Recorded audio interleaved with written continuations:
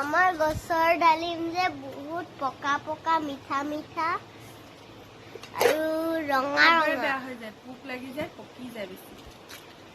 এবাৰ আকৌ ৰঙা হৈছে। ভাল ওলাইছে চা। এবাৰ ভাল ওলাইছে। বেলেগ দিনতো বেয়াই ওলাই। এইটো পকিলে নাই জানো? এইটো পকিলে চাবা।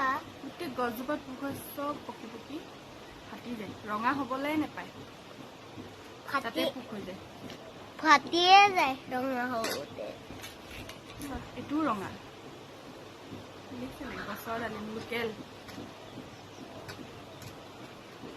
এইটো মই অকণমান চিঙি খালো।